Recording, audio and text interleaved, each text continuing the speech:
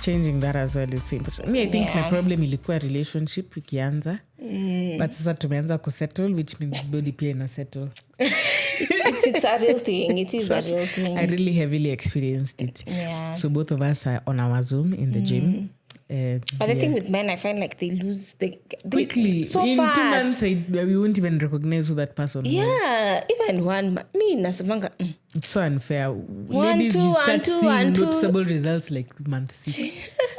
But I also realize men and women are very different. You know, like even when I'm in the gym, I'm there, I'm doing chest. What's it called? Dumbbells. Na struggle upward na 7.5 kg, max 10 kg. Yeah. Then Baba comes, sits, skinny dude, 22.5 kg. Same thing. No, but it's, again, I think we win them when it comes to lower body. I feel, okay, in my gym experience, lower body, I really dominate. Like, I'm trying to get that bunda. Like Rona said, you know, some bombastic, you know, thing. So I think that's where when I was at the gym and, you know, compare with a guy, completely different. But tukuju, ana push, ndo wana nakanga Johnny Bravo. Wow, okay. So. Yeah, because I was looking at guys like, Tasa. Yeah, but you know, if as a woman, if we do those heavy ones, that's when you start having muscular features. But some people say, oh, you won't get muscular features. You don't. That, even me already, I'm looking at myself. Yeah. So anyway, we digress. Where were we? When the gym, guys. When fitness. Right you now. are still recapping your life. Yeah. So Q for me, it's just to settle, and I think mostly just I have a feeling next year is going to be a busier. I don't know. I just sense it. I just feel it. So I'm like, okay, let me land softly. Let me set the foundations. Let me put the systems. Let me get my routine in check. Let me just double down. Let me write down the ideas, so that I just don't land. Of like the year and compare and contrast, like a review, Q3 review. Q3.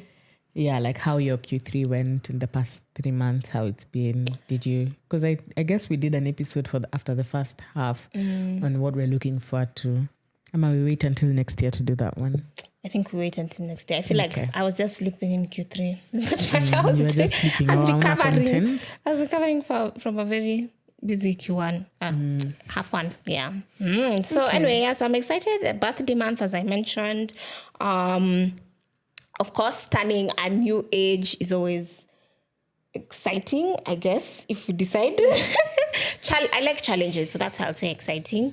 I don't think I feel pressure like I've not achieved. In fact, I think I'm an overachiever. Hey. Yeah. Okay. So I don't know if I've set low goals. No, but I think I'm a star, period. I'm a star. In fact, and shine. Every day I'm blessed. Mungu, I'm highly favored. Bariki wengine.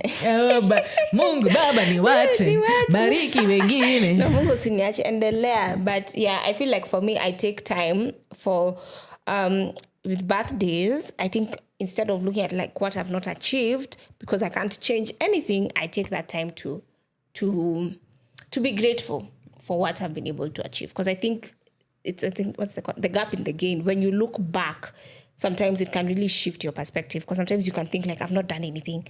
But you're like, oh, wow, I've worked for 3 years. I've started this thing. I did this. I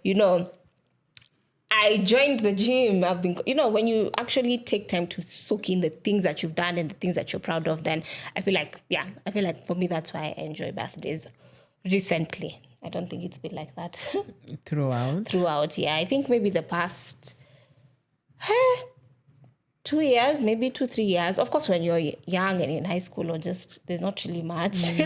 So yeah, I think just maybe in my 20s, I've really taken that time to not, yeah.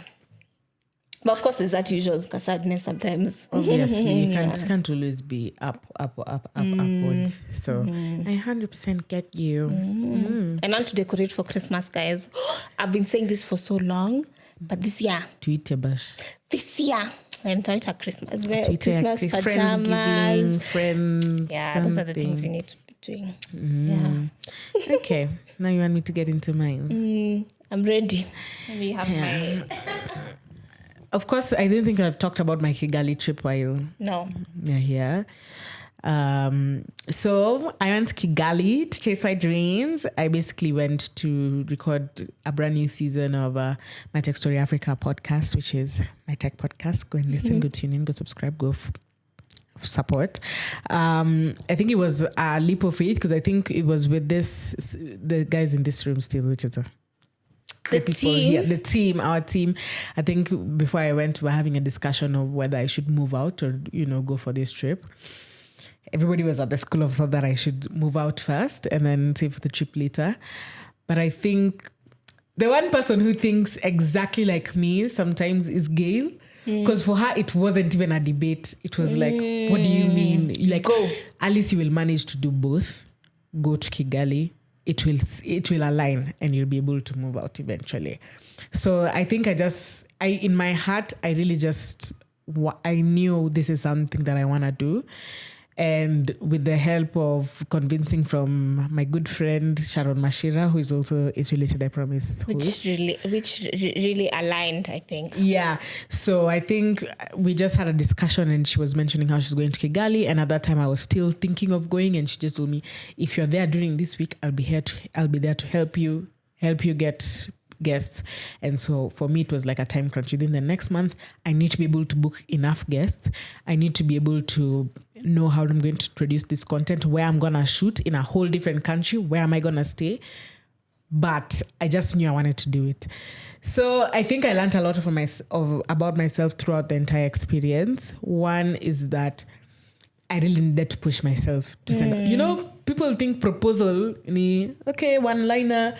I feel like I had to, consult ChatGPT and tell people from a different country of this podcast with 10 episodes, which people barely know that I'm coming to feature your story. Give me your voice, give me a space. But eventually, somehow, it all worked out because I met a wonderful Kenyan lady who just opened the doors for Kigali for me, and I couldn't be more grateful because she really was my rock. And I just saw her in the internet. Anyway, I can ramble on and on, but Kigali was amazing. It was life-changing. I think I learned a lot about connections being the major thing, key to at least my success or the success of any of my marketing, even in my professional endeavors, because it's connections which carried me through. The connection with Sharon helped me go to the Giants of Africa Festival, which is happening in Kigali, and basically it was NBA players from around the world coming to Africa and train basketball players from all over Africa in 1 week, whatever, and just have like something. And it was a really, really major thing. Yeah, it was. Because a lot of, celebrities were in town.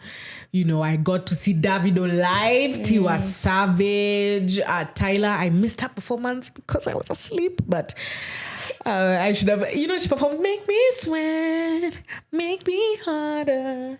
I only missed nilikuwa kwa kitanda. But I was just like, wow, we're there with Spotify. I was getting Spotify merch, meeting all these people. Like, I think for me it was so eye-opening because I got to interact with people from different African countries, which is what I loved to do. I wanted my tech story to be Pan-African, and I really said Kigali has to be, even just for me to tell myself that this is a Pan-African movement. I ended up collaborating with Carnegie Mellon University Africa, which is a really big institution for master's education. And the content is gonna be class. The people I interviewed were amazing. Norsken Kigali, which is a big tech hub in Africa, I think the biggest in East Africa, going there, hearing people's stories, having people believe in my vision as much as I do. Of course, being Kenyan there, sometimes it's like, when you see maybe a South African comes and you're like, oh, okay, they're doing better than us sometimes. Right now, arguable because the electricity situation and, insecurity in South Africa. I digress. But, meeting someone from Uganda, stopping me, telling me, hi, I know you from your podcast. You inspire me so much. It's just like, what? That's crazy. You're in a different country. So it was just really good. And it was a solo trip, my first full self-funded solo trip. And I've never been more proud of myself.